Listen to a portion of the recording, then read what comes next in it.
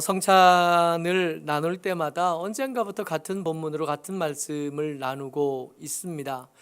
이 하나님의 성찬, 이 성찬을 받고 나눔이 우리가 나누어야 될 특별한 은혜들이 있는데, 또 사모함이 있는데, 이것을 사모하는 이유, 사모해야만 한 꼭 붙잡아야 되는 이유들을 함께 나누는 것이 좋겠다 생각을 합니다. 오늘 설교의 제목은 교회를 위한 성찬입니다. 오늘 이 말씀의 배경이 된 것은 고린도 교회예요. 우리가 초대 교회처럼 되는 것을 꿈꾸거든요. 개척하는 목사님들마다 그 목회의 비전을 이야기하면서 초대 교회를 향한 꿈, 초대 교회를 향한 이상을 포기하고 빼놓는 사람을 만나본 적은 없습니다. 우리가 생각하는 모든 교회들 중에, 또 우리가 기억하는 역사 속에 있었던 모든 교회들 중에 가장 위대하고 가장 아름다웠고 또 가장 힘있었던 교회가 초대 교회였거든요. 성경이 기록되어질 때 사도 바울이 전도하면서 다니면서 믿음의 사람을 세워가고 교회를 세워가고 개척해 갈 때 그때 있었던 교회들 칭찬할 수밖에 없고, 우리의 모델을 삼아 우리가 저렇게 되었으면 좋겠다 기도 제목이 되는 교회들입니다. 근데 모든 교회들이 다 그랬나? 그건 또 아닌 거예요. 오늘 이 말씀의 배경이 된 고린도 교회는 그리 좋은 교회가 되지 못합니다. 오히려 근데 이 초대교회에 있었던 이 교회인데 존경받지 못하고 칭찬받을 수 없는 이 교회를 통해서 우리가 얻어낼 수 있는 것이 정말 많다는 겁니다. 특별히 이 성찬을 받으면서 나눌 이 말씀에는 하나님의 특별히 더 우리에게 하고 싶으신 말씀들 우리가 들었으면 좋겠고, 그 말씀이 우리에게 기회가 됐으면 좋겠고 은혜가 됐으면 좋겠다 하는 마음들이 있습니다. 오늘은 그 은혜를 좀 나눠 보려고 해요. 고린도 교회가 어떤 교회였는가 먼저 살필 텐데 11장 17절 말씀입니다. 고린도 교회를 향한 진단이에요. 같이 읽어요. 시작. 내가 명하는 이 일에 너희를 칭찬하지 아니하나니 이는 너희의 모임이 유익이 못되고 도리어 해로움이라. 아멘. 고린도 교회는 유익하지 못한 교회입니다. 교회에 그랬으니까 여러분 큰 울타리 안에 있는 사람들을 다 하나하나 떠올리셔야 돼요. 그 중에 어떤 사람은 괜찮고 어떤 사람은 안 괜찮고 그런 뜻이 아닙니다. 여러분들과 제가 속한 이 교회는 우리가 이 교회에 속하면서부터 이제 우리는 한 명으로서의 우리가 아니라 우리 모두 가운데서의 하나의 우리인 거예요.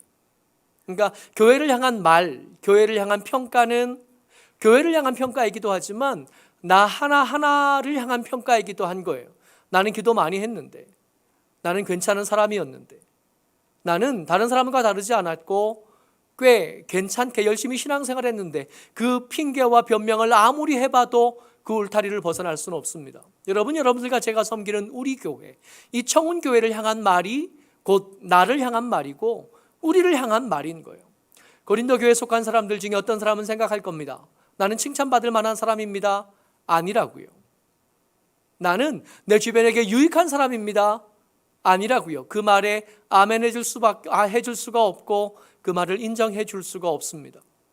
이 고린도 교회에 속한 모든 사람들, 그 모든 사람들을 향한 평가는 뭐냐 하면 너희의 모임은 유익하지 못하다. 유익하지 못한 것에서 멈추지 않고 한 걸음 더 가서 오히려 해로운 교회다. 너희는 없는 게 차라리 낫다. 너희는 칭찬할 수 없다. 도대체 무슨 일이 있었길래 이 고린도 교회를 향한 평가가 이 정도까지 내려갔을까요? 많은 이야기들이 나올 수 있고 또 기록되었지만 유독 이 성찬을 앞두고 마음에 그리고 눈에 밟히는 것은 21절이에요. 같이 읽습니다. 시작. 이는 먹을 때에 각각 자기의 만천을 먼저 갖다 먹음으로 어떤 사람은 시장하고 어떤 사람은 취함이라. 지금 우리가 이 성찬을 거의 3년 만에 하거든요. 근데 지금은 이렇지만 그때 초대교회 때에는 이 성찬이 따로 구분된 성찬식이 있었던 게 아니라 매번 모일 때마다 주의 성찬을 함께 나눴어요.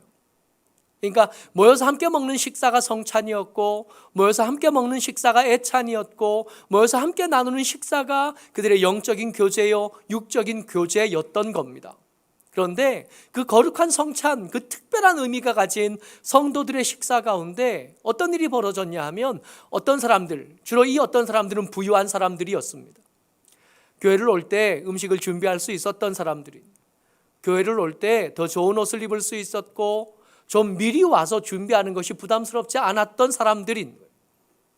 이 사람들이 와서 예배를 마치고 이제 성찬이 시작되고 나니까 먼저 먹는데 다 먹어버린 겁니다. 필요한 것 이상을 먹었어요. 그러다 보니까 취할 만큼이 되어진 거예요. 예배 중에 술을 먹었나 보다. 맞습니다. 예배 중에 술을 먹은 게 맞아요. 포도주를 마신 겁니다. 우리는 조그만 잔에 주니까 이런 잔은 성찬식 할 때만 쓰거든요. 어디 가도 이런 잔은 없는데, 이런 잔, 이 잔으로 먹고 뭔 취한 일이 있겠나 싶지만, 여러분 그때는 그 포도주가 음료이기도 했고, 그 포도주가 예수님의 피입니다 라고 말하면서 먹으면서도 긴장도 없고 거룩함도 없고 자기를 살핌도 없었던 거예요. 먹는데 너무 많이 먹어서 취할 만큼 먹는 거예요. 문제는 모두가 다 함께 취할 만큼 먹었다면 이렇게까지 해롭다, 너희는 이웃에게 해로워 라고 말을 하지 않으셨을 텐데, 문제는 늦게 올 수밖에 없었던 사람이 그들 중에 있었다는 겁니다. 여러분, 형편이 되는 사람들은 일찍 오지만 일찍 오지 못할 만한 사정과 형편이 있거든요. 그때는 그가 맡은 일들을 예배 시간을 빼려니까 미리 했어야 되는 사람들이 있었을 겁니다. 노예로 사는 사람들이 있었을 겁니다. 생계가 걸린 사람들이 있었을 겁니다. 형편과 사정은 달라졌지만 지금도 마찬가지지 않겠어요? 예배를 드리러 와야 되는데 그 사모하는 마음은 있는데 일찍 오지 못하는 형편이 있는 거예요. 갑자기 아이가 똥 싸고 오줌 싸면 어떡할 거예요?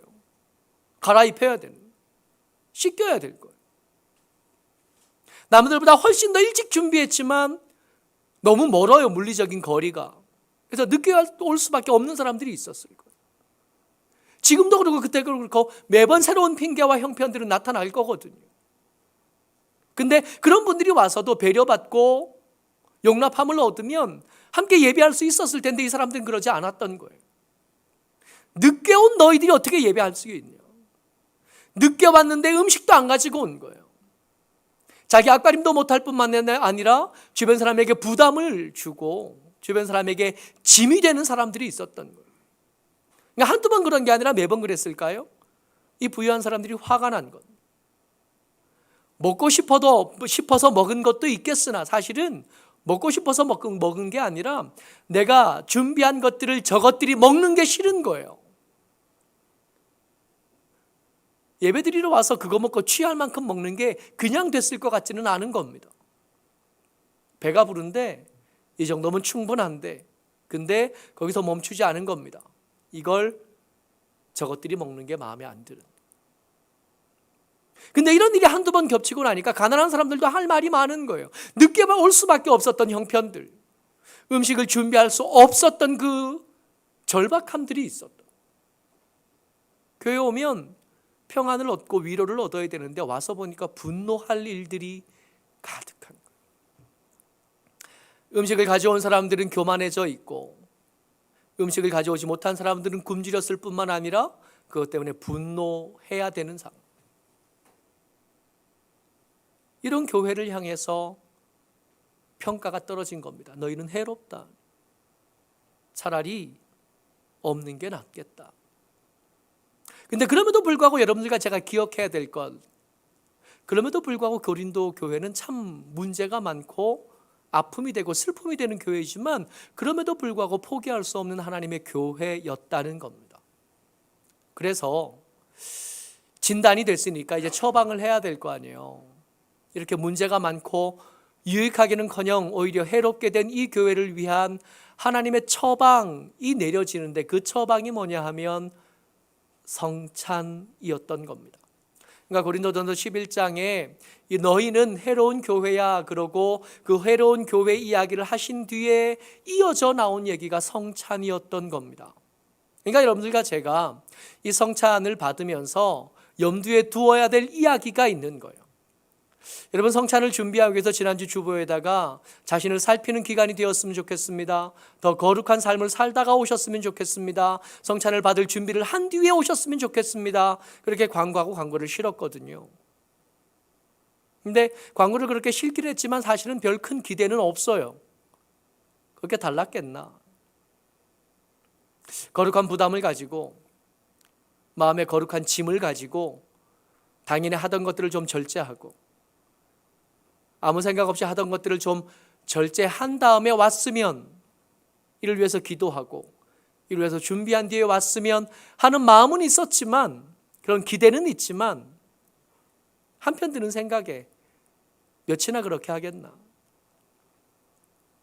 어제 성찬을 준비하시는 분들하고 이제 몇 개나 준비할까요? 성찬을 얼마나 준비하면 될까요? 한편 생각에 더 많이 해야 되지 않을까? 또 한편 생각에 남을 텐데요. 두 가지 생각이 막 부딪힌, 이런 우리에게 필요한 게 성찬이라고요. 성찬을 받을 때마다 부끄러울 수밖에 없고, 성찬을 받을 때마다 이걸 내가 받아도 되는지, 이걸 내가 마셔도 되겠는지, 이걸 내가 먹어도 되겠는지 고민하는 여러분들과 저를 위해서 준비된 게 성찬인 겁니다. 먼저 생각해 봐야 될 게, 이 성찬을 말씀하시면서 제일 먼저 뭘 이야기하시냐면 이건 너희를 위한 거야 라고 말씀하셨다는 겁니다. 말씀 같이 보죠. 24절입니다. 시작. 축사하시고 떼어 이르시되 이것은 너희를 위하는 내 몸이니 이것을 행하여 나를 기념하라 하시고. 여러분, 이것은 너희를 위하는 거예요. 여기서 너희 누굴까요? 첫 번째, 고린도 교회 성도들입니다. 유익하지 못한 것에서 한 걸음 더 넘어가서 오히려 해로운 사람들, 하나님의 영광의 가림이 되고 하나님의 영광, 예수의 이름이 전해지는데 오히려 걸림돌이 되는 사람들, 너희, 그 첫 번째 대상은 누가 뭐라 그래도 고린도 교회 성도들이에요. 두 번째는요, 이 말씀을 전하고 있는 사도 바울을 포함한 사도들입니다. 가만히 생각해 보십시오. 이 성찬의 첫 번째 모습은 그날 있었던 거잖아요. 예수님의 십자가 그 전날. 이것은 너희를 위하여 찢기는 내 몸이다 말씀하시고, 이것은 너희의 죄를 위하여 흘리는 내 피다 말씀하시고, 그렇게 나누어 주신 것을 먹었던 제자들, 그리고 그 장소를 떠나자마자 잠시 뒤에 기도 시간에 졸았던 그 사람들, 잠시 뒤에 예수님께서 붙잡히실 때 예수님 버려두고 도망갔던 그 사람들, 예수님이 재판정에 끌려가 있을 때 나는 예수님 모릅니다 라고 말했던 그 사람들이요. 그러니까 유익하기는커녕 오히려 장애물이었던 제자들까지 너희에 포함되는 겁니다. 그리고 우리들,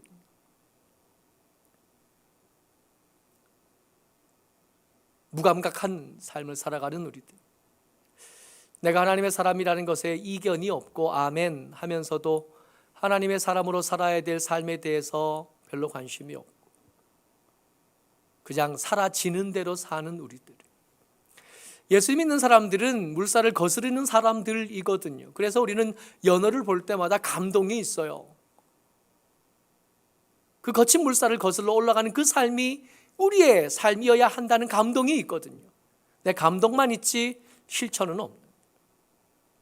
말씀을 들을 때마다 이 말씀이 나를 향한 말씀이에요, 우리를 향한 말씀이라는 것에 대해서 한 번도 의심해 본 적이 없습니다. 아멘. 그러나 삶의 현장에 들어가 보면 세상의 흐름에 대해서 한 번도 거슬러 본 적이 없는, 세상이 요구하는 것에 대해서 그렇게 심각하게 고민해 본 적이 없고 그렇게 애써 거스르려고 하지 않는 우리예요.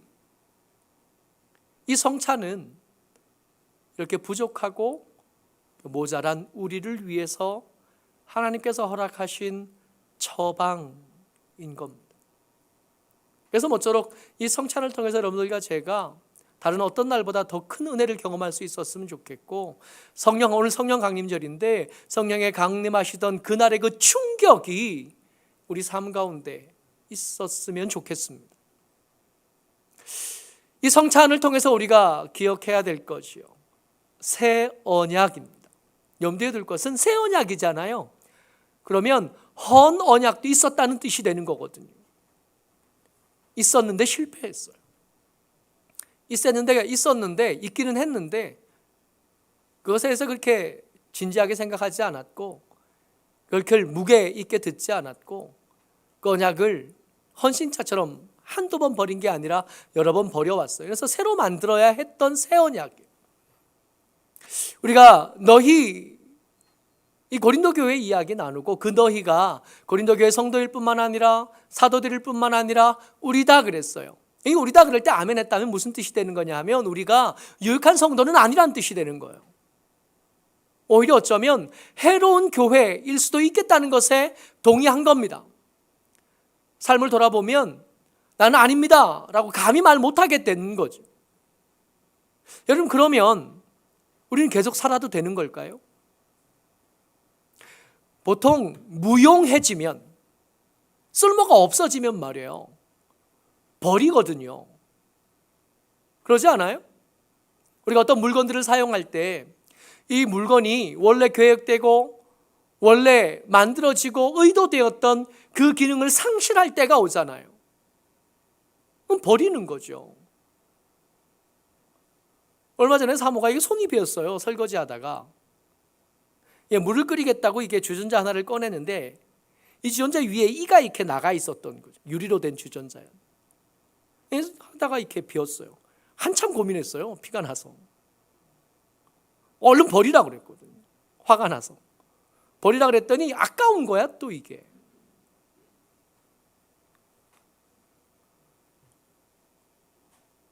원래 쓸모 없어지면 버리는 거거든요. 근데 그저 쓸모 없어진 정도가 아니라 지금 어떻게 됐다고요? 해롭게 됐잖아요. 이 나간 주전자처럼. 이거는 선택의 여지가 없어요. 쓸모 없어도 해만 되지 않으면 아깝고 또 추억이 담겨 있는 것들이 있으니까 좀 두겠다 하겠지만, 이게 해롭게 되기 시작하면서 고민은 이제 그만두는 거잖아요. 버려야지, 없애야죠. 우리 어머니들이 아들들이 다 출가하고 나고 딸들이 다 출가하고 집에서 다 떠나고 나면 이제 할 일이 없어지잖아요.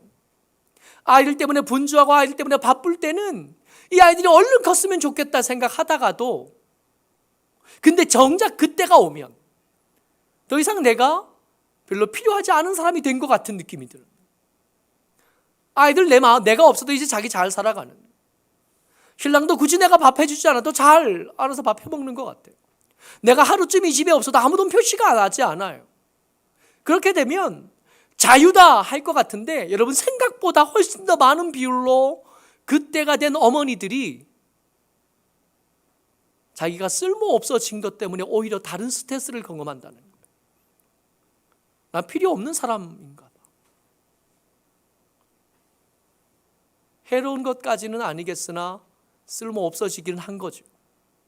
그거 생각해 보니까 시간이 좀 더 가면, 지금은 그저 쓸모 없다 정도인데 시간이 조금 더 가면 피해를 주기까지 하겠다 하는 생각이 드는 겁니다. 이러다가 내가 덜컥 아프면, 이러다 내가 덜컥 치매라도 걸리면 무용하다에서 한 걸음 더 가서 해롭다가 될 수 있겠구나 생각드는 거예요. 그러면 죽어요. 살아야 될 이유가 없고 사는 것이 피해가 되겠다 그러면 사람들이 죽습니다. 그래서 어른들이 자살하는 비율이 생각보다 훨씬 더 높아요.